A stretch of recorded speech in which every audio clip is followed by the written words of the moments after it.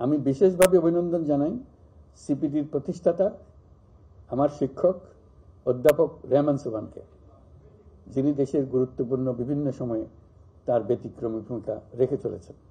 ৩০ বছরের এই দীর্ঘ যাত্রায় দেশে এবং দেশের বাইরে সিপিডি একটি স্বনামধন্য থিঙ্ক ট্যাঙ্ক হিসেবে পরিচিতি পেয়েছে।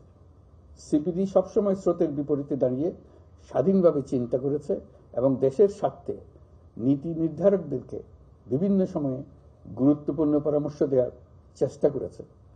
দেশের সাধারণ মানুষের সামগ্রিক অবস্থার পরিবর্তন এবং দারিদ্র্য দূরীকরণের জন্য যে চেষ্টা আমি সারা জীবন ধরে করেছি, সিপিডির কাজে সবসময় আমি তার প্রতিফলন দেখেছি। বিভিন্ন গোষ্ঠীর মধ্যে সংলাপের প্রয়োজনীয়তা উপলব্ধি করে সিপিডি বিভিন্ন সময়ে নিয়মিত নীতি সংলাপের আয়োজন করে, যার অনেকগুলোতে আমি নিজে ব্যক্তিগতভাবে উপস্থিত থেকেছি। তাদের নীতি বিশ্লেষণ ও গবেষণা কার্যক্রম দেশের সার্বিক চিন্তা কাঠামোয় ব্যাপক পরিবর্তন এনেছে। বিগত ৩০ বছর ধরে বিভিন্নমুখী কর্মকাণ্ডের মাধ্যমে দেশের মানুষের কাছে সিপিডি একটি নির্ভরযোগ্য এবং নির্ভীক প্রতিষ্ঠান হিসেবে নিজেদের অবস্থান তৈরি করতে পেরেছে।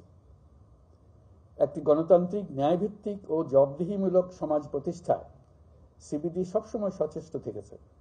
সাম্প্রতিক ছাত্র জনতার গণ অভ্যুত্থানের মনন সৃষ্টিতে সিপিডির গবেষণা ও জনসচেতনামূলক কার্যক্রম অশেষ ভূমিকা রেখেছে। এই কারণে এই প্রতিষ্ঠানটি সবসময় আমার কাছে বিশেষ তাৎপর্য বহন করে। বাংলাদেশ এখন একটি গুরুত্বপূর্ণ সময় অতিক্রম করছে। আমি আশা করি সিপিডি অতীতের মতোই বর্তমানে ও আগামীতে তার বুদ্ধিবৃত্তিক অবদান অব্যাহত রাখবে ও দেশ ও দেশবাসীর কল্যাণে অবদান রেখে যাবে।